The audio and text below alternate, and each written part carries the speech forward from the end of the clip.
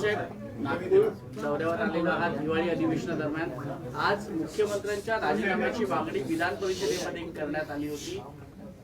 काय पुढची भूमिका असणार आहे आणि ही मागणी मान्य होईल असं तुम्हाला वाटतंय का? तुम्ही मुद्दा तर लावून धरलेला मुद्दा लावून धरलेला आहे. पहिलं म्हणजे सगळ्यांना धन्यवाद देतो, कारण आपण दुपारी भेटीची विनंती केली त्याच्याबद्दल मी आभारी आहे.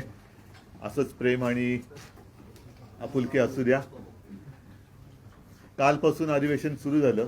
मी काल संध्याकाळी आलो आणि आज सकाळी आमची जी बैठक झाली महाविकास आघाडीची, साहजिकच आहे त्याच्यामध्ये राज्यासमोरचे आणि राज्यातील जनतेसमोर असलेले प्रश्न समस्या याच्यावरती चर्चा आणि प्रश्नांची सोडवणूक ही कशी करायची, कोणते विषय घ्यायचे यावरती एक साधक बाधक चर्चा झाली आणि त्याच्याप्रमाणे कामकाज सुरू झालं.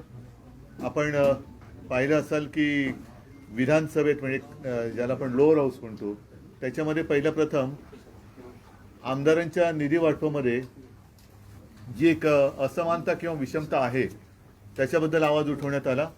आता त्याच्याहीवरती मग सरकारने उत्तर दिलेलं आहे की असं होणार नाही, आम्ही सगळ्यांचा तो समतोल राखू. कारण शेवटी आमदार किंवा लोकप्रतिनिधी हे कोणत्या पक्षाचे यापेक्षा ते महाराष्ट्राच्या जनतेचे लोकप्रतिनिधी आहेत आणि त्यांच्या विभागातली कामं ही त्यांची स्वतःची नसून ही जनतेची असतात. त्याच्यासाठी आवाज उठवण्यात आला. दुसरा, कालच नेमका इथल्या नागपूर खंडपीठाने जो एक स्थगिती आदेश दिलेला आहे तो अत्यंत गंभीर आहे. त्याबद्दलचं विश्लेषणात्मक सगळं हे माननीय उपमुख्यमंत्र्यांनी मांडलंच. तरी प्रश्न असा येतो की हा एवढा जुना विषय एवढा सोपा असेल जसा उपमुख्यमंत्र्यांनी मांडला तर तो एवढा जुना राहील, एवढे वर्ष कोर्टात चाललाच का? आणि कोर्टात चालला आणि चालल्यानंतर स्थगिती त्याला दिली गेलेली आहे. ह्याच्याबद्दल अंबरस दानवे पण आहेत, अनिल परब पण थोड्या वेळात येतील, ते तुम्हाला अगदी व्यवस्थित माहिती पाहिजे असेल तर ती देऊ शकतील. पण मला जी माहिती मिळाली ती अशी की ज्या गोष्टीला न्यायालयाने स्थगिती दिलेली आहे आणि ते स्थगिती देताना त्याच्यात असं एक म्हटलं गेलं आहे की न्यायालय प्रविष्ट हा विषय असताना सरकारने ह्याच्यात हस्तक्षेप केलेला आहे आणि त्या हस्तक्षेपाला आमचा एक विरोध नक्कीच आहे.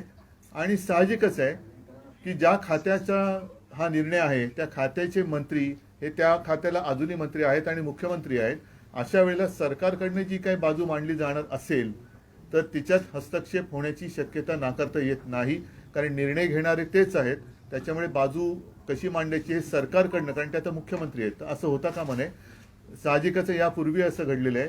मंत्र्यांचे राजीनामे आरोप झाल्यावरती घेतलेले आहेत, अगदी मुख्यमंत्र्यांचे सुद्धा घेतलेले आहेत. याचं कारण कुठेही अवाजवी दबाव हा यंत्रणेवरती येता कामा नये. त्यांनी मात्र सांगितलं आहे की जे काम झालेलं आहे ते कायद्यानुसार झालेलं आहे, कुठल्याही प्रकारचं नाही, कायद्यानुसार झालं असेल तर मान्य आहे, पण मग कायद्यानुसार झालं असेल तर कोर्टाने स्थगिती का दिली हा विषय त्याचं उत्तर मिळणं गरजेचं आहे. आणि एवढा जर का सोपा तो विषय होता किंवा आहे तर एवढे वर्ष तो न्यायालयात लटकून का राहिला?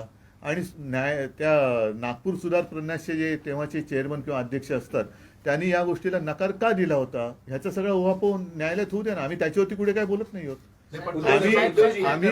आम्ही त्या विषयावरती काही बोलत नाही आहोत. परंतु जेव्हा न्यायालय सांगतंय की या आमच्या न्यायप्रविष्ट ह्याच्यामध्ये सरकारचा हस्तक्षेप झालेला आहे, ही बाब गंभीर आहे. ही बाब गंभीर आहे आणि त्याच्याबद्दल जोपर्यंत त्याचा निकाल लागत नाही तोपर्यंत ती व्यक्ती कोणी असो तिने त्या पदावरती राहणं योग्य नाही. तुम्ही उद्धव ठाकरे आपलं यांचं एकनाथ शिंदे यांचा राजीनामा जे मागतायत विधानसभेमध्ये आणि विधान परिषदेमध्ये, तुम्ही तो कंटिन्यू करणार आहेत का म्हणजे आता पक्ष म्हणून? पक्ष म्हणून शेवटी राज्याचा विषय हा.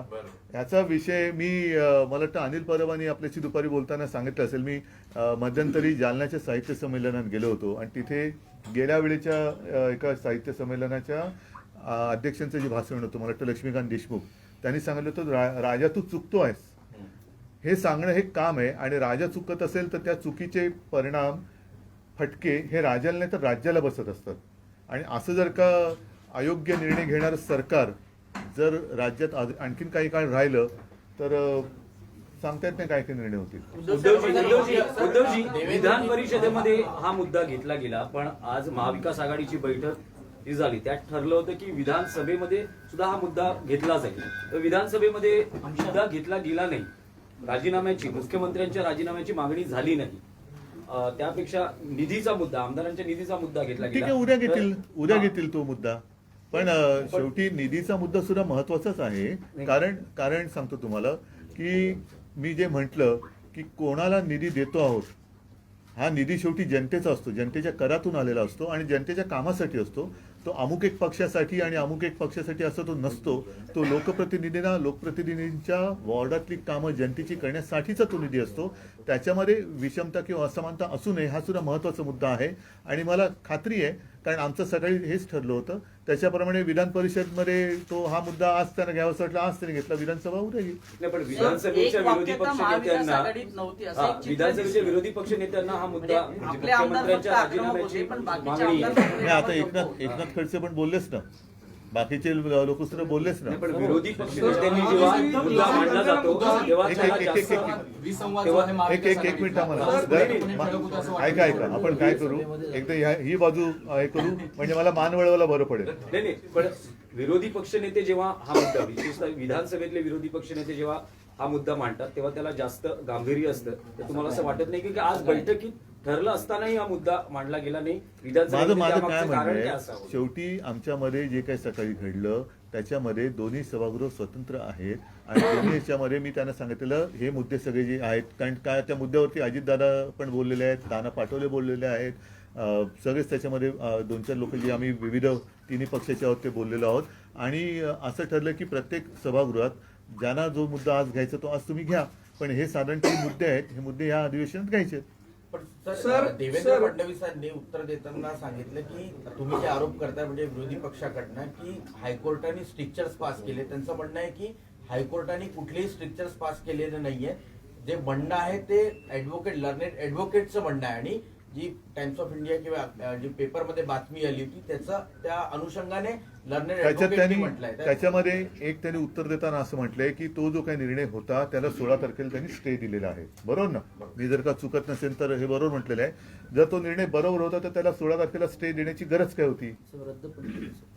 रद्द केलं, अलॉटमेंट रद्द केली. मग आता त्यांनी जे सगळं मोठं आपल्याला एक ती कथानक सांगितलं की किती जणांपैकी 16 जणांची नावं बाकी राहिली होती, काय होती ती, त्याच्यापैकी 16 जण बाकी राहिली होती. आता ही 16 जणांची नावं त्याच्यात समाविष्ट करायला नागपूर सुधार प्रन्यासच्या अध्यक्षांनी तत्कालीन किंवा आता ते आहेत की नाही मला कल्पना नाही, पण नकार का दिला होता? आणि नकार दिल्यानंतर हे हिअरिंग ज्यांच्याकडे झालं त्या मंत्री महोदयांनी त्याला होकार दिला आणि ते केस न्यायप्रविष्ट असताना जर आता हे सगळं न्यायालय आणि त्यांचे न्यायालयाचे मित्र काय त्याला म्हणतात, तर त्यांनी जर सांगितलं की याच्यात आम्हाला हस्तक्षेप झाल्यासारखं वाटतं सरकारचा, तर ही बाब गंभीर आहे. आणि सरकारचा हस्तक्षेप मुळामध्ये मग ज्या मंत्र्यांनी त्या अध्यक्षाने नकार देऊन सुद्धा हा निर्णय घेतला तेच जर का त्याच खात्याचे मंत्री आणि मुख्यमंत्री असतील तर ते त्या ठिकाणी राहणे योग्य आहे का, हा एक आमचा बेसिक मुद्दा आहे. मुख्यमंत्र्यांनी असं म्हटलं होतं की गिलानी कमिटी एक गठीत झाली होती, त्याची माहिती NITनी तत्कालीन नगरविकास मंत्र्यांना दिली नाही, त्या संभ्रमात घोळ झाला. मला असं वाटतं ढकलाढकली सुरू आहे. नाही का, परत माझा एकच मूलभूत प्रश्न असा आहे की ज्या सहजतेने आणि लिलया उपमुख्यमंत्र्यांनी हे कथानक सांगितलं, हे एवढा जर का सोपा विषय होता तर तो एवढे वर्ष चाललाच का? त्याला नागपूर सुधार प्रन्यासच्या तत्कालीन अध्यक्षाने नकार का दिला होता? आणि आत्ता न्यायालयाला किंवा न्यायालयाचे जे काय तुम्ही आता न्यायालयाचे मित्र असंच म्हणून आता त्यांनी सांगितलं की याच्यात हस्तक्षेप झाल्यासारखं वाटतं, म्हणजे नेमकं काय? तर हे प्रश्न अनुत्तरितच राहत आहेत. आणि मग तो निर्णय रद्द का केला? मग तो निर्णय कोर्टाला कळवला का गेला, न गेला तरी पण हस्तक्षेप झाला आहे तर त्याच्यामध्ये दिसतंय ना. जोपर्यंत राजीनामा देणार नाही एकनाथ शिंदे तोपर्यंत आता सभागृह चालू देणार नाही शिवसेना. हा सगळ्या महाविकास आघाडीने घ्यायचा एक निर्णय आहे, पण शेवटी आवाज उठवण्याचं काम महाविकास आघाडीने आज केलेलं आहे. साहजिकच आहे, विरोधी पक्षनेता विधान परिषदेमध्ये हे पद शिवसेनेकडे आहे म्हणून हा त्या सभागृहात महत्वाचा मुद्दा पहिला वाटला म्हणून तो आम्ही मांडलेला आहे. उद्याकडे विधानसभेमध्ये पण तो येईल. गृहमंत्र्यांनी असं सांगितलं हे मुद्दा लावून धरलेला असताना त्यांनी असं सांगितलं की खोदा पहाड निकली चुईया, लेकिन पहाड़ तो खोदा ना, चुहा निकला नहीं निकला अब तक वो आया नहीं है, लेकिन पहाड़ तो खोदा. तो पहाड़ तर कोणीतरी खोदायलाच पाहिजे होता, नाहीतर असा डोंगर चढत गेला तर खणणार कधी? खोदणार कधी? उन्होंने आज जो सफाई दी उसको लेकर आप संतुष्ट है क्या? इस मुद्दे को आगे लेके जाएंगे?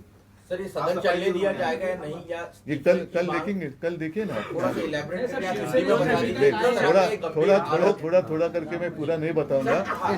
एक बात स्पष्ट है कि जो भी सर उद्धव जी तुम्ही ग्रामपंचायत- उद्धव साहेब हिंदीमध्ये सांगा की मुख्यमंत्री के ऊपर गंभीर आरोप अरे एक मिनिट थांब. अब तक ग्रामपंचायत निवडणुकीत नक्की काय करू सांगा मला. मराठी कशी नोंदवते? बरं एक मिनिट मराठी पूर्ण होऊ द्या. ग्रामपंचायत निवडणुकीच्या लागलेल्या आहेत. ग्रामपंचायत निकालावरती जो निकाल लागलेला आहे, जे आपल्याला आकडे आलेले आहेत त्यावर आपण समाधानी आहात. बघा हे समाधान किंवा असमाधान हा विषय नाहीये. मुळामध्ये एक गोष्ट आपण सगळ्यांनी मानली पाहिजे की ग्रामपंचायतीच्या निवडणुका, त्या निवडणुकाचं वातावरण एक वेगळं असतं आणि त्याच्यामध्ये काही ठिकाणी स्थानिक आघाड्या उभ्या असतात. त्याच्यामध्ये काही ठिकाणी स्थानिक जे गावकरी असतात ते एकमेकांमध्ये एकत्र येऊन निवडणुका लढवतात. त्याच्यामुळे हे कोणत्याही एका पक्षाचं यश अपयश, आमचा पक्ष पहिला, तुमचा दुसरा, त्यांचा तिसरा, असं काही हे नसतं. मी एवढंच म्हणेन की जे विजयी झालेले आहेत, कारण आतापर्यंत असे आकडे वर्षानुवर्ष आपण ऐकतो आहोत, वर्षानुवर्ष असे ऐकतो आहोत आणि हे कालांतराने कळतं की याच्यामध्ये फोलपणा किती आहे. हे गेल्या वेळेला सुद्धा मधल्या काळामध्ये निकाल लागल्यानंतर आमचा पक्ष पहिला, तुमचा पक्ष दुसरा, हे असं हा बालिशपणा आहे. गावकरी एकत्र येऊन काही वेळेला निवडणूक लढतात. अनेकदा ते पक्षविरहित सुद्धा ही निवडणूक असते. सत्ताधारी पक्षाने सेलिब्रेशन चालू केलेलं आहे. तुम्ही सहभागी असणार आहात का? नाही मी आज जाणार परत, पण मी हे 2 आठवड्याचं साधारणतः अधिवेशन आहे, तर मध्ये मध्ये जेव्हा मला शक्य असेल तेव्हा मी इथे येणार आहे. उद्धवजी, महाविकास आघाडी सरकार होतं, एक- महाविकास आघाडी सरकार होतं. जेव्हा हे सगळं झालं काय म्हणाल तुम्ही? मुख्यमंत्री तेव्हा तुम्ही होता, एनआयटीचं प्रकरण झालं तेव्हा महाविकास आघाडी सरकार होतं, म्हणून तर मी मुख्यमंत्री आज नाहीये ना. तेव्हा तुम्ही मुख्यमंत्री होता. तसं त्या याही मुख्यमंत्री नाही. प्रश्न असा आहे, मुख्यमंत्री कोण होता किंवा सरकार कोणाचं होतं याच्यापेक्षा हे जे काही अधिकार असतात ते त्या खात्याच्या मंत्र्याचे असतात आणि हे मंत्री साधारणतः एक त्याला न्यायालयाचं एक स्वरूपासारखं ते असतं. अपील हा एक विषय असतो जो त्या खात्याचा, महसूल खात्याचा विषय असेल तर त्या खात्याकडे जातो, उद्योगाचा असेल तर तिकडे जातो. तसं नगरविकास यांच्याकडे गेला आणि त्यांनी तो त्यांच्या अखत्यारीत घेतलेला निर्णय आहे. आणि जी माहिती तुमच्या माध्यमातून मिळाली ती हीच आहे की मुख्यमंत्री म्हणून तो कन्फर्म केलेला आहे.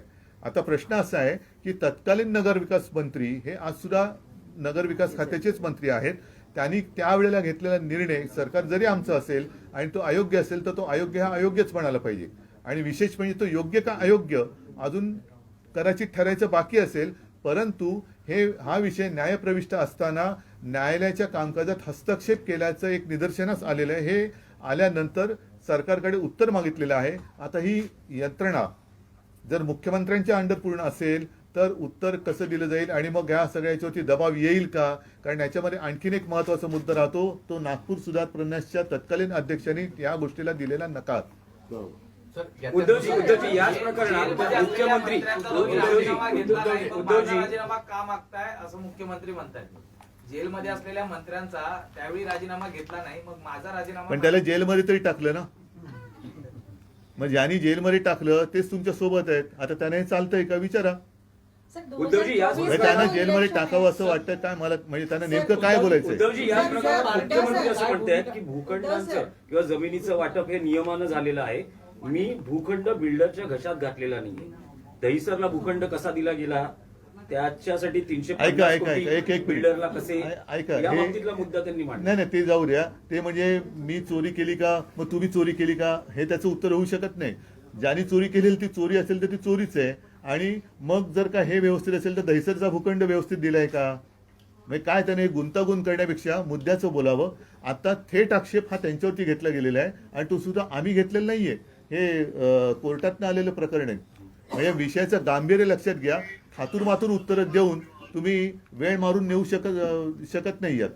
म्हणजे नुसतं मी तुम्हाला परत सांगतो, यांच्यावरती आरोप झाल्यानंतर दुसऱ्यावरती बोटं दाखवण्यापेक्षा त्यांच्यावरती आरोप झाले त्याचं उत्तर आपल्याला पाहिजे. 2024 के इलेक्शन महाविकास आघाड़ी तीनों पक्ष एक साथ आने के बाद में लड़ने वाले. आपके मन में आशंका क्यों है? राष्ट्रवादी कांग्रेस और शिवसेना. आपके मन में आशंका क्यों है? उद्धवजी एनआयटीचा इश्यू विचारतो. ऑलरेडी कोर्टाने सांगितलं सरकारला रिपोर्ट फाईल करायला, स्टे दिला आहे. तर याच्यावरती आपण अशी डिमांड करतायत की त्याची इन्क्वायरी कमिटी किंवा एखादा अहो रिटायर कोर्टामध्येच विषय आहे ना हा. पण कोर्टामध्ये ही केस चालूच आहे, त्याच्यामुळे वेगळी चौकशी वगैरे हा मुद्दाच नाहीये. आता कोर्टाचाच विषय चालू आहे, तर कोर्टाचा निदान निकाल येईपर्यंत तरी यांनी थांबायला पाहिजे होतं. आणि आम्ही असं कुठे म्हणतोय यांनी काय केले, फक्त कोर्टाच्या कामकाजात हस्तक्षेप करून आता म्हणजे त्यांनी जो केला तो निर्णय रद्द का केला मग, आणि म्हणूनच राजीनामा मागतोय आम्ही. हा मुद्दा आपण शिवसेना पक्ष म्हणून परब असतील किंवा दानवे सर असतील हा लावून धरणार आहे, कारण सभागृह चालणार आहे का, चालू देणार आहे का आपण? बघा असं आहे, शेवटी हा विषय तर लावून धरावा लागणार, कारण ही अशी थातूरमातूर ज्या पद्धतीने त्यांनी स्वतःचं समर्थन करताना आमच्यावरती आरोप केलेत हे अत्यंत हास्यास्पद आहे. म्हणजे कुठेतरी पाणी मुरलेलं आहे, नाहीतर त्यांनी स्पष्ट उत्तर दिलं असतं की असं आहे, ह्याच्यामुळे असं झालेलं आहे. आणि आमचं म्हणणं हेच आहे की जे उत्तर आज माननीय उपमुख्यमंत्र्यांनी सभागृहात दिलं, मग त्यांनी स्वतः कोर्टात द्यायला पाहिजे होतं उत्तर. एवढा सोपा विषय होता तर. उद्धवजी तुम्ही म्हणताय की हे प्रकरण इतकं गंभीर आहे तर ते प्रायोरिटीने एक मिनिट जरा. अनिल परबना मी मगाशी आपल्याला सांगितले की काही शास्त्रीय माहिती की यांचा तो अभ्यासाचा विषय आहे. तर अनिल आपण नीट सांगा. पण हा प्रश्न ऐकून घ्या ना त्याच्या अगोदर. नाही एकदा प्रश्न ऐकून घ्या म्हणजे सांगतील त्या. एक छोटा प्रश्न होता की हे इतकं गंभीर प्रकरण आहे, तुम्ही राजीनामा मागताय त्या प्रकरणावरती, तर विधानसभेमध्ये आज प्रायोरिटीने हा विषय आला नाही, मगाशी मी तुम्हाला बोललो. दुपारपर्यंत अशी भावना होती सगळीकडे की याच्याबद्दल महाविकास आघाडीमध्ये ठळकपणे एक नाही, असं नाहीये. दिसत नाहीये, असं आणि नाही. त्यानंतर हा मुद्दा उचलला गेला. त्याच्याबद्दल तुमचं काय मत? मी मगाशी बोललो नाही शेवटी. एक मिनिट अनिल जरा त्यांना जरा नीट सांगा. एक मिनिट त्यांना जरा अनिल परबना वेगळी नीट माहिती देऊ द्या. हा जो एनआयटीचा जो विषय आहे, हा एनआयटीचा विषय हे भूखंडाचं जे वाटप आहे, आज मुख्यमंत्री सांगत होते, उपमुख्यमंत्री सांगत होते की गुंठेवारी पद्धतीने केलं जातं. प्रश्न गुंठेवारी पद्धतीने केलं जातं का प्लॉट अलॉटमेंट केले जाते हा नाही आहे. प्रश्न हा आहे की ह्याच्या ज्या अनियमितते आहे वाटपाच्या बाबतीमध्ये, याच्या संदर्भात एक PIL दाखल केली होती, ज्या PILच्या माध्यमातून या सगळ्या गोष्टी बाहेर आलेल्या आहेत. PILच्या वेळी ज्या वेळेला अमिकस क्युरीने ज्या वेळेला सांगितलं गेलं की अशा प्रकारची बातमी आलेली आहे, आणि ह्या बातमीमध्ये तत्कालीन नगरविकास मंत्र्यांनी एक हिअरिंग घेऊन ह्याचं वाटप केलेलं आहे, आणि म्हणून कोर्टाने असं म्हटलंय की जर ही बातमी खरी असेल तर हे प्रकरण न्यायालयाच्या प्रक्रियेमध्ये हस्तक्षेप करणार आहे. जर कोर्टाने असं म्हटलेलं आहे की हे प्रकरण खरं असेल तर हे प्रकरण खरंच आहे.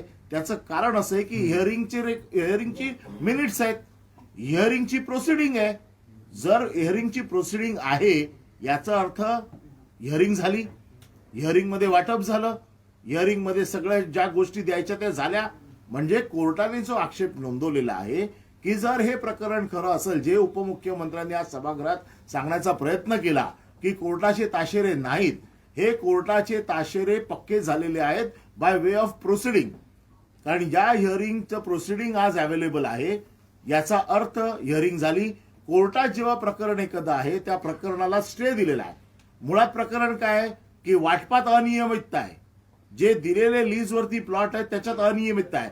ते गुंठेवारी पद्धतीने असो किंवा कुठल्याही पद्धतीने असो दे, अनियमिततेसाठी ती रिट पिटिशन फाईल झालेली आहे, PIL फाईल झालेली आहे, आणि त्यामुळे ही अनियमितता सिद्ध झालेली आहे. त्यांनी मान्य केली, अनियमितता झाली म्हणून प्लॉट रद्द केले गेले. जर बरोबर होतं सगळं प्रकरण, जर गिलानी समितीचा रिपोर्ट त्या दिवशी सबमिट केला नाही, कोणाच्या सांगण्यावरनं सबमिट नाही केला, आणि जर सबमिट केला नाही तर मग त्या अधिकारी जो याला जबाबदार आहे त्याच्यावरती काय कारवाई केली का, कोणावरही कारवाई केली नाही. म्हणजे याचा अर्थ मंत्र्यांच्या सहमतीने हा रिपोर्ट सबमिट केला गेला नाही. नाहीतर हा रिपोर्ट जर कोर्टाच्या समोर गेला असता तर कोर्टाने त्याच वेळेला सगळे रद्द करून टाकले असते, पण ते कोर्टाने रद्द केले नाहीत. आज या लोकांनी आत्ता 16 डिसेंबरला या लोकांनी हे प्लॉटचं वाटप रद्द केलं. जर सगळ्या गोष्टी बरोबर होत्या तर प्लॉटचं वाटप रद्द करायची काही गरज नव्हती. 4 जानेवारीला कोर्टाने सांगितलेलं आहे की शासनाने आपला रिपोर्ट सबमिट करावा. शासनाने जर रिपोर्ट सबमिट करायचा आहे, आमचं म्हणणं एवढंच आहे की जी यंत्रणा नगरविकास खातं हे सगळे रिपोर्ट सबमिट करणार आहे ती आज मुख्यमंत्र्यांच्या हाताखाली आहे. म्हणजे याचा अर्थ पुन्हा रिपोर्ट सबमिट करताना त्याच्यामध्ये पुन्हा धांदली होणार आहे, त्याच्यात गडबड होणार आहे. आणि म्हणून ज्या वेळेला अशा प्रकारे आतापर्यंतचा मागचा इतिहास बघता अशा प्रकारे ज्यांच्या हातामध्ये ही यंत्रणा असते त्या माणसाला त्या पदावरनं बाजूला व्हावं लागतं, कारण फेर चौकशी झाली पाहिजे, फेर रिपोर्ट गेला पाहिजे. आणि म्हणून आज आम्ही अशी मागणी केली की कुठल्याही परिस्थितीत या केसचा निकाल लागेपर्यंत मुख्यमंत्र्यांनी आपल्या खुर्चीत राहू नये, त्यांनी ही यंत्रणा दुसऱ्याकडे सोपावी, जेणेकरून या बाबतीमधला खरा रिपोर्ट उद्या सबमिट केला जाईल. आणि म्हणून आज त्यांनी सांगितलं शेवटी की हे प्रकरण न्यायप्रविष्ट आहे. जर प्रकरण न्यायप्रविष्ट आहे तर उपमुख्यमंत्र्यांनी पूर्ण बाजू मांडली आपली. आम्ही बोलताना प्रकरण न्यायप्रविष्ट झालं, ते बोलताना प्रकरण न्यायप्रविष्ट नव्हतं. आणि म्हणून आमची मागणी आहे की ह्या प्रकरणाचा निकाल लागेपर्यंत हे प्लॉट देण्याची अनियमितता रेकॉर्डवरती आलेली आहे. ही प्लॉट देण्याची अनियमितता रेकॉर्डवरती आली आहे. त्याचे मिनिट्स आहेत ते 21/2021 मध्ये त्याची जी मिनिट्स आलेली आहेत ती सगळी तुम्ही तपासून बघा. आणि कोर्टाने बरोबर म्हटलेलं आहे की हे जर खरं असेल तर ते खरं हे प्रोसिडिंगने कन्फर्म झालेलं आहे. त्यामुळे याच्यामध्ये कुठलीही शक्यता किंवा दुसऱ्या कुठल्याही गोष्टी नसून हे सगळं ब्लॅक अँड व्हाईट झालेलं आहे. त्याच्यामुळे आता ते परत मिनिट्स बदलू शकत नाहीत. कोर्टात त्यांना तसा रिपोर्ट द्यावाच लागेल. न्यासच्या प्रमुखांनी हे देण्यास विरोध केला होता, तो देखील रेकॉर्डवरती आहे. त्याच्यामुळे या सगळ्या गोष्टी रेकॉर्डवरती आहेत आणि याच्यात कुणी दबावाखाली येऊ नये म्हणून आम्ही मुख्यमंत्र्यांचा राजीनामा मागतोय. पण राजीनामा जोपर्यंत देणार नाही तोपर्यंत सभागृह चालू देणार आहात का? कारण हा विषय पुन्हा उद्या सभागृहात येईल, त्यावेळेला पुन्हा सरकारकडनं काय उत्तर येते ते बघून त्या बाबतीत पक्षप्रमुख आणखीन महाविकास आघाडीचे नेते निर्णय घेतील. येतो तो बघूया. पण उद्धवजी अधिवेशन होत असताना- उद्या तरी विधानसभेमध्ये हा मुद्दा घेतला जाईल का? घेतील ना. सर, तुम्हाला नागपुरात वाटतं की अधिवेशन विरोधी होत पक्षनेते असताना 16 हा मुद्दा तारखेला त्याला घेतील? स्टे मिळणं, नागपुरातच अधिवेशन होत असताना त्याच वेळेला त्या बातम्या येणं, स्टेने हा सगळा त्यांनी रद्द योगायोग आहे. केलं आणि त्याच वेळेला लोकायुक्तच्या बिलाची चर्चा होणं. हा सगळा योगायोग आहे का? आता हा योगायोग असेल तर आम्ही बावनकुळेंची इच्छा पूर्ण करतो का? का चंद्रकांत दादांच्या मनावरचा दगड दूर करतो? ऐका एक मिनिट. हा जसा एक विषय महत्वाचा आहे. हा आदित्य ये पण जसा एक विषय आपण घेऊया, कारण आता या विषयावरती आपण बरंच बोललेलो आहोत आणि हा विषय महत्वाचा आहेच. पण त्याचबरोबरीने एक 17 तारखेला जो महाविकास आघाडीचा मोर्चा काढला त्या मोर्चामध्ये जे प्रश्न आम्ही घेतले होते, विषय घेतले होते, त्याच्यामध्ये सीमा प्रश्न हा आहेच. आणि त्या सीमा प्रश्नाबद्दल बोलताना सुद्धा काल मला वाटतं मुख्यमंत्री बोलले आम्ही मार खाल्लाय असं ते काहीतरी बोलले मला वाटतं ना. त्यावेळेला आम्ही लाठाकाठ्या खाल्ल्यात. बरोबर, पण तुम्ही त्यावेळेला लाठाकाठ्या खाल्ल्या याचा अर्थ आत्ता गप्प बसा असं त्याचं होत नाही. आता सुद्धा तिथले मराठी भाषिक लाठ्याकाठ्या खातच आहेत. कानडी सरकारचा, कर्नाटक सरकारचा अत्याचार भोगतातच आहेत. तुम्ही त्यावेळेला खाल्लेल्या लाठ्या पण आज वेदना त्यांना होत आहेत. त्याच्यामुळे आज तुम्ही काय करणार आहात हा एक महत्वाचा प्रश्न शिल्लक राहतोच आहे. त्याच्यामुळे हे सरकार, कारण तिकडे अमित शहाबरोबर ती बैठक झाल्यानंतर सुद्धा अगदी काल परवाकडे सुद्धा अत्याचार झाल्याच्या बातम्या येत आहेत. तर मग हे नेमकं हे सरकार त्याबद्दल नेमकं काय बोलणार आहे का? नुसतं तुम्ही विचारल्यावरती जसं तुम्ही सांगितलं की इकडे हा भूखंड म्हणून तिकडे तो भूखंड, इकडे विचारलं का आम्ही तेव्हा लाठ्या खाल्ल्यात. पण तुमच्या त्यावेळेच्या लाठ्या आणि त्याचे वळ आणि त्याच्या वेदना गेल्या. पण आज आता जे तिथले तरुण आणि सगळे लोक अत्याचार भोगतायत त्यांच्या वेदनेबद्दल हे सरकार काय भूमिका घेणार आहे हा एक प्रश्न राहतोच आहे. आणि साहजिकच आहे की महाराष्ट्राच्या ज्या काही अस्मिता आहेत त्याच्याबद्दल कोश्यारी जे काही बोललेले आहेत त्याच्याबद्दल अजूनही कोश्यारी तिकडे पत्र लिहून विचारतात मी काय करू. तर म्हणजे एखादा व्यक्ती जर त्याला काहीतरी थोडी जरी लाज असती तरी ज्या राज्यामधनं आपल्या विरुद्ध एवढा असंतोष निर्माण झालेला आहे, राज्यामध्ये आपल्या विरुद्ध असंतोष निर्माण झाल्यानंतर त्यांनी स्वतःहून रामराम घ्यायला पाहिजे होता. पण तेही होत नाहीये. म्हणजे चहूबाजूनी एक तर महाराष्ट्रात असे सगळे गडबड घोटाळे करायचे, महाराष्ट्राच्या अस्मितेची विल्हेवाट लावायची, सीमा प्रश्न म्हणजे आम्हाला जो महाराष्ट्रात आणायचा भूभाग आहे, कर्नाटक व्याप्त महाराष्ट्र आहे, तो अजून येतच नाहीये. उलट कर्नाटक आता आमच्या राज्यातल्या गावांवरती हक्क सांगायला लागले, तेलंगणा सांगायला लागला, गुजरात सांगायला लागला. मग हे सरकार आणि बरं त्याच्यात भरीच भर म्हणून येणारे उद्योग दुसरीकडे वळवणं म्हणजे मग शेवटी सरकार आहे तरी कोणाचं. उद्धवजी, उपमुख्यमंत्री, तुम्ही महामोर्चाचा उल्लेख केला तर उपमुख्यमंत्री देवेंद्र फडणवीस या मोर्चाचा उल्लेख नॅनो मोर्चा, नॅनो सेना असा करतायत. नाही, माझं म्हणणं आहे की आमचा मोर्चा हा देवेंद्र फडणवीस साईज होता. नाही, नाही, नाही. ऐका ना उद्धवजी, उद्धवजी आणखी एक होता की फडणवीस यांनी असं म्हटलं. नाही, पण काय मी बोललो, उत्तर दिलं तुम्हाला. हो, त्याच्यावर पटलं ना दुसरं- नाही, याला नाही, माझं उत्तर पटलं ना तुम्हाला. फडणवीस नाही, पण माझं उत्तर पटलं की नाही. आमचा मोर्चा हा फडणवीस साईज होता. उद्धवजी, त्यांचं असं म्हणणं आहे की महापुरुषांचा अवमान असेल किंवा सीमा प्रश्न असेल, विरोधी पक्ष एक नॅरेटिव्ह सेट करायचा प्रयत्न करतोय. चुकीच्या पद्धतीने हे लोकांच्या पुढे आणलं जात आहे. ही स्ट्रॅटेजी आहे विरोधी पक्षाची, सरकारला बदनाम करण्याची. एक narrative set सावित्रीबाईंबद्दल ज्या शब्दात हसत हसत कोश्यारी बोलले, हा नॅरेटिव्ह आम्ही नाही केला. त्याच्यानंतर जे आता अगदी बैल पोळ्याच्या वेळेला सुद्धा बैलांवरती 50 खोके एकदम ओकेही सजावट होती. म्हणजे खोके घेऊन सरकार स्थापन केलेल्यांना त्यांची बरोबरी आग्र्याहून सुटका अशी करणारे मंत्री हे लोढा हे आमचे नाहीत, विरोधी पक्षाचे नाही आहेत. म्हणजे छत्रपती शिवाजी महाराजांचा तो जो पराक्रम आहे त्याची तुलना तुम्ही या गद्दारी बरोबर करता. हा नॅरेटिव्ह आम्ही नाही सेट केलेला आणि त्याच्या मागची महाशक्ती हीच आहे ना. हा नॅरेटिव्ह त्यांनीच केलेला आहे. त्यासोबत चंद्रकांत पाटील दुपारी आल्याने तुम्हाला एक पुस्तक भेट दिलं, माझी जीवनगाथा प्रबोधन. माझ्या आजोबांनी लिहिलेलं आणि आजोबांनी मला ते त्यावेळेला सांगितलेलं. त्यांनी मला ते पुस्तक दिलं आणि त्याच्यामध्ये एक तो किस्सा आहे. आता ह्याच्यामध्ये असं आहे की त्या वेळेच्या त्या काळातल्या त्या व्यक्तींच्या मधले ते संवाद आणि ते सगळे आहेत ते आपण बोलताना त्याचा नंतर तुम्ही रेफरन्स देता, पण आपण बोलताना कोणत्या भाषेत बोलायचं हेच तर या महापुरुषांकडनं शिकण्याची गरज आहे. आणि त्याच्यामध्ये एक आता 2-3 तुमच्याकडे या बातम्या सगळ्या आहेत, तुमच्याच माध्यमातून तो कळलेल्या आहेत. अगदी महापुरुषांबद्दल सुद्धा आता चंद्रकांत दादा पाटलांची एक क्लिप आहे. आई वडिलांना शिवी दिली तर चालेल, म्हणजे आईला दिली तर काय चालतं. ही कुठली संस्कृती? म्हणजे आम्ही हिंदू संस्कृती मानणारी लोक आहोत. आम्ही गुरुदेव भव, पितृदेव भव, मातृदेव भव, पितृदेव भव, मातृदेव भव. आणि असं असताना तुम्ही आई वडिलांना शिवी दिलेलीच चालेल. आता हे काय प्रबोधनकारांनी सांगितले? हे प्रबोधनकारांनी नाही सांगितलेलं. प्रबोधनकारांनी जर कोणी आई वडील शिवले का अडकन कानाखाली आवाज काढणार प्रबोधनकार होते. त्याच्यामुळे त्यांनी उगाच न झेपणाऱ्या न पेलणाऱ्या गोष्टी ह्या केवळ संदर्भ कुठेतरी कोणीतरी आणून दिलं, बघा बघा बघा म्हणून त्यांनी मला देण्याची गरज नाहीये. त्यांच्या वाचनात प्रबोधनकार या निमित्ताने आले, त्याच्याबद्दल त्यांचं भाग्य आहे. त्यांचं म्हणजे चंद्रकांत दादांचं. तुम्हाला वाटेल प्रबोधनकार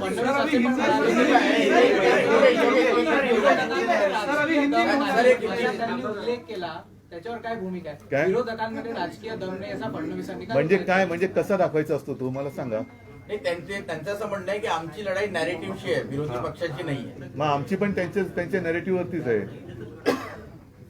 हा आता आमचा फडणवीस साईजचा मोर्चा तो नॅनो मोर्चा म्हणतायत, त्याच्यावरनं त्यांनी त्यांच्या साईजची बरोबरी करावी. नाही, पण उद्धवजी, महापुरुषा तुम्ही ज्या मागणीसाठी मोर्चा काढला, त्या आता मोर्चा नंतर पुढचं पाऊल काय? मोर्चानंतर असं आहे बघा की पहिला आधी या विषयावरती महाराष्ट्रामध्ये ठिकठिकाणी शहरांमध्ये बंदला सुरुवात झाली, बरोबर आहे. म्हणजे पुण्यात झाला, कोल्हापूरला झाला, आणखीन काही ठिकाणी बंद झाला. म्हणून आम्ही सगळ्यांनी एकवटून एक महामोर्चा काढला की जेणेकरून महाराष्ट्र द्वेष्ट्यांना कळलं पाहिजे की महाराष्ट्र अजूनही जिवंत आहेत. या महाराष्ट्रामध्ये केवळ आपण वाटेल तसं राज्य करू असं नाही. महाराष्ट्र हा जित्या जागत्या मर्दांचा आहे, ते दर्शन आम्ही घडवलेलं आहे. येत्या काही दिवसात आता हे अधिवेशन सुरू आहे, त्याच्यामुळे अधिवेशन आता हे 2 आठवडे चालेल. तर ते 2 आठवड्यामध्ये आता निर्णय काय होतोय, राज्यपाल स्वतःहून जात आहेत का त्यांना तिकडनं बोलवत आहेत, हे बघावं लागेल. नाही गेले तर आम्ही जे करायचं ते आम्ही करू. पण याचा अर्थ असा की शेवटी हे आम्हाला करावं लागणार आहे. यांचा महाराष्ट्र द्वेष काही कमी होत नाही असा त्याचा अर्थ होणार आहे. सर, अभी हिंदी में जानना चाहेंगे, आपने आज प्रेस कॉन्फ्रेंस में मुख्यमंत्री के इस्तीफे की भी मांग की है, क्यों ये मांग कर रहे हैं? जो ये इस बारे में मैंने पूरी बात जो मराठी में की है, मैं आपको एक ये करता हूँ कि अनिल परब जी ठीक तरह से आपके साथ हिंदी में बात करेंगे, क्योंकि इसमें जो टेक्निकल जो मुद्दे हैं वो मुझसे ज्यादा अंबादास भी है और अनिल जी भी है. एक मिनट अनिल जी ना एकदा, अनिल जी आप जरा बताइए कि ये मुद्दा क्या है और किस तरीके से आज अपने को मतलब जो उत्तर दिया गया है गुमराह कैसे कर रहे हैं वो लोग. आज एनआईटी के बारे में विधान परिषद में जो सवाल उठाया गया, वो जो प्लॉट जो इशू किए गए थे, जिस प्लॉट को लेके एक हाईकोर्ट में पीआईएल दाखिल हुई थी, इस पीआईएल में प्लॉट का जो डिस्ट्रीब्यूशन करने के टाइम पे जो इरेगुलरिटीज जो हुई थी, इस बारे में इस पीआईएल में एमिकस क्यूरी का रिपोर्ट गया था, जिस एमिकस क्यूरी ने एक बात कोर्ट के सामने लाई थी कि क्यों कुछ न्यूज़पेपर्स में ये बात आ रही है कि इस प्लॉट का जो डिस्ट्रीब्यूशन किया गया वो गलत तरीके से किया गया है, और जब स्टेटस को है, जब ये मामला कोर्ट में इसके ऊपर बहस चल रही है, ऐसे वक्त में तत्कालीन नगर विकास मंत्री इसके बारे में हियरिंग लेते हैं और इस प्लॉट को डिस्ट्रीब्यूट करते हैं। इसके ऑब्जर्वेशन में कोर्ट ने यह कहा कि अगर ये बात सच है तो ये कोर्ट के कामकाज में इंटरफेरेंस है बाय स्टेट गवर्नमेंट, और कोर्ट के कामकाज में इंटरफेरेंस करना ये सबसे बड़ी गलती है। ये कोर्ट का ऑब्जर्वेशन है। अगर ये बात सही है तो जो न्यूज़पेपर के आइटम में आई है, जो बात कही गई वो सही इसलिए है क्योंकि वो जो हियरिंग हुई, उस हियरिंग के मिनट्स अवेलेबल है। जिस हियरिंग का मिनट्स अवेलेबल है, जो कॉन्स्टिट्यूशनल जुडिशियरी अथॉरिटी में मिनिस्टर ने हियरिंग ली थी, उसकी पूरी प्रोसीडिंग है, और उस प्रोसीडिंग में ये प्लॉट का डिस्ट्रीब्यूशन किया गया है। इसका मतलब एमिकस क्यूरी ने जो इशू कोर्ट के सामने लाया था कि कुछ न्यूज़पेपर में ये आ रहा है कि इंटरफेरेंस इन जुडिशियरी, ये बात सच हुई है। आज उप मुख्यमंत्री देवेंद्र फडणवीस ने जो कहा, जो गुमराह करने की कोशिश की कि ये प्लॉट गुंठेवारी के सिस्टम के है, ये डायरेक्ट अलॉटमेंट नहीं है, इसकी अनियमितता को लेके ही ये रिट पिटीशन हुआ था, और इस अनियमितता को लेके आज भी मैटर चल रहा है। और इंटरफेरेंस इन जुडिशियरी, ये बात कोर्ट ने सीरियसली ली है। इसलिए हमने ये मांग की कि अगर इंटरफेरेंस है तो जो 4 तारीख को कोर्ट के सामने जो स्टेट गवर्नमेंट अपना एफिडेविट फाइल करेगी या जो अपना कहना बोलने वाली है, उसकी पूरी जुरिडिक्शन इस मुख्यमंत्री और नगर विकास खाते में जाती है, जो अपना रिपोर्ट सबमिट करनी आएगी। जो कमेटी का रिपोर्ट सबमिट होने वाला था, वो रिपोर्ट सबमिट नहीं हुआ, इसलिए यह गड़बड़ हुई, ऐसा उप मुख्यमंत्री ने कहा है। रिपोर्ट तो तैयार था, तो जानबूझ के उसको सबमिट नहीं किया, या इसके बारे में पूरी इंक्वायरी होनी चाहिए कि ये रिपोर्ट सबमिट क्यों नहीं किया गया, इस रिपोर्ट में क्या लिखा था। ये सब चीजें जब तक होती नहीं है, क्योंकि अभी जिस व्यक्ति के ऊपर आरोप लगाया है, आपको शायद मालूम है कि इसके पीछे के जितने भी इंसिडेंट्स है, फिर आदर्श का हो, अंतुले साहब का हो, जो मुख्यमंत्री इसके पहले रेजिग्नेशन दे चुके हैं, उनको इस्तीफा इसलिए देना पड़ा क्योंकि जब आदमी पोस्ट पे बैठा है तो वो अपने जो जितने भी दलीलें हैं उस माध्यम से कोर्ट में भेज सकता है, और ये दबाव उनके ऊपर गलत काम करने का नहीं होना चाहिए, क्योंकि इसमें एनआईटी के चेयरमैन ने भी अपना विरोध दर्शाया था। उन्होंने कहा था कि इस तरह से ये प्लॉट का डिस्ट्रीब्यूशन नहीं होना चाहिए। ये सब चीजों को फिर से उसके ऊपर छेड़छाड़ की जाएगी, और जो लोगों को न्याय मिलना चाहिए था वो मिलेगा नहीं।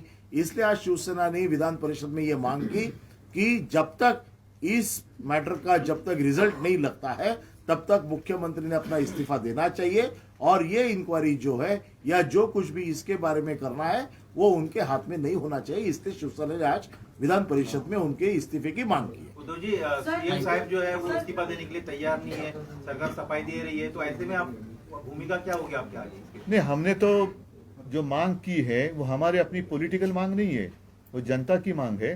क्योंकि ऐसी व्यक्ति अगर उस अधिकार पर बैठे रहे तो एक गलत फैसला, अब तक गलत है या नहीं है, अगर गलत नहीं होता तो जो उप मुख्यमंत्री साहब ने कहा तो उसको रद्द क्यों किया, कैंसिल क्यों किया? तो ऐसी व्यक्ति अगर बैठी रही तो राज्य का नुकसान होगा। और हम ये नहीं कहते कि वो अपराधी है, वो है या नहीं है कोर्ट में तय होगा, हम नहीं उसमें कुछ कहना चाहते। लेकिन ये फिलहाल बात जो अभी सामने आई है उसको अगर देखें तो स्वाभाविक है, जैसे अनिल जी ने बताया कि पहले जब भी आरोप हुए हैं मंत्रियों ने इस्तीफा दिया है, वो इसीलिए दिया है कि वो उनके अधिकार का गलत इस्तेमाल ना करे। उद्धव जी, आज विधान परिषद में कोणतं महाराष्ट्र आहे की जिथे महिलांचा अपमान होतो आणि राजकारणामध्ये नेहमी आणि राजकारण हा महिला हा राजकारणाचा विषय नाही असं सगळीकडे मानलं जातंय. नाही असं कुठे म्हणतात? नाही आणि नाही त्यामुळे जे गुन्हा असणारे ज्यांच्यावर आरोप आहे शिवीगाळ करणारे व्यासपीठावर बसतात सत्ताधारी पक्षाच्या पत्रकार परिषद आणि त्यांना काढलं जात नाही तर हा महाराष्ट्राचा सन्मान आहे का? नाही, तो मुद्दा मी परवाच्या मोर्चात पण एक ओझरता त्याचा उल्लेख केला. हेच महाराष्ट्राचं दुर्दैव आहे. एका बाजूला आपले आदर्श जे आहेत त्यांचे अपमान होत आहेत आणि ते आदर्श एवढ्यासाठीच आहेत जसं सावित्रीबाई फुले आहेत, जिजामाता आहेत, या सगळ्या महिलांनी हा महाराष्ट्र घडवण्यामध्ये मोठं योगदान दिलेलं आहे. आणि अशा महाराष्ट्रामध्ये एक व्यक्ती अगदी सुप्रिया सुळेंना जी शिवी देते ती व्यक्ती मंत्री म्हणून आजही कायम राहते, विधान भवनात येते, सगळीकडे फिरते. हे कोणत्या प्रकारचं राज्य आहे, कोणत्या प्रकारचं सरकार आहे आणि कोणते आदर्श आणि कोणते हिंदुत्व? उद्धव जी, आज हमने विधान परिषद में देखा कि मुख्यमंत्री के इस्तीफे की मांग करते हुए काफी देर हंगामा हुआ, जिसके बाद विधानसभा को स्थगित भी किया, विधान परिषद को स्थगित भी किया गया. क्या आगे भी महाविकास आघाड़ी इसकी इस्तीफे की नहीं, मांग हमने करती रहेंगी? ये हमारे एक निजी बात नहीं है, ये तो राज्य की बात है. जनता की हित में जो भी रहेगा वो हम करेंगे और इसलिए आज तो हमने मांग की है. आपके माध्यम से पूरी जनता को इसकी जानकारी होनी चाहिए. उद्धव साहब, आज आपण ग्राम पंचायत चुनाव के नतीजे आए हैं, बीजेपी फिर से दावा कर रही है कि उनको जनता ने देखो, इसमें कोई मैंने तो कहा कि मुझे इसमें कोई कहने की बात आवश्यकता नहीं लग रही है, क्योंकि हमेशा यही होता है, सब पार्टियां दावा करती है कि मेरी पार्टी पहली है, मेरी पार्टी पहली है, लेकिन इस बात में एक सच्चाई है जो सच्चाई हमें नज़रअंदाज नहीं करनी चाहिए. गांव के लोग जो रहते हैं वो आपस में मिलजुल कर भी चुनाव लड़ते हैं और कभी कभी उसमें कुछ पार्टियां या पॉलिटिकल पार्टी होती भी नहीं है, तो ऐसे लोग भी लड़ते हैं, वो उनका अधिकार है. तो इसका मतलब ये नहीं कि मेरी पार्टी नंबर 1 है या मेरी पार्टी हार गई, ऐसे नहीं है. ये गांव वालों की अगर उनकी एक बात होती है, आपस में एक अच्छी एक अपनापन है, तो उसमें किसी ने उसके ऊपर क्लेम करना अच्छी बात नहीं है. उद्धव साहेब, आपण विधान परिषदेची विवाद पर जो तय हुआ था कि दोनों तरफ से लोग आए जाएंगे, लेकिन कल जो हुआ उसके बाद आपको लगता है सरकार ये सक्षम है या फिर जो नहीं, ये सरकार तो क्या कहूँ मैं, ये सरकार तो कुछ कहने के लिए नहीं तैयार, डरती है. पहले तो इनके मंत्री जाने वाले थे, वहाँ के कर्नाटक के मुख्यमंत्री ने थोड़ी आंखें क्या दिखाई, ये लोग पीछे आ गए, भाग गए, और अब तो वहाँ जाने के लिए तो छोड़ो, कुछ बोलने के लिए तैयार नहीं है. अब वो भी एक विषय है, वो जो यही जैसे NIT का विषय कोर्ट में है, वैसे हमारा जो विवाद है वो भी कोर्ट में है. तो कोर्ट का ये तो एक कॉमन सेंस है, जब तक वो वहाँ से कुछ रिजल्ट आता नहीं तब तक दोनों राज्यों ने शांत रहना चाहिए था. लेकिन कर्नाटक लगातार आगे बढ़ती जा रही है. बेलगांव का उन्होंने नाम भी बदली किया, उसको उन्होंने उपराजधानी का दर्जा दिया, फिर वहाँ अभी अधिवेशन का सेशन शुरू हो गया. तो आपके पास पूरी उसकी जानकारी होगी कि अदालत में ये कब गया केस, और अदालत में जाने के बाद जो चीज़ें कर्नाटक सरकार ने की है क्या वो कंटेम्प्ट है या नहीं है.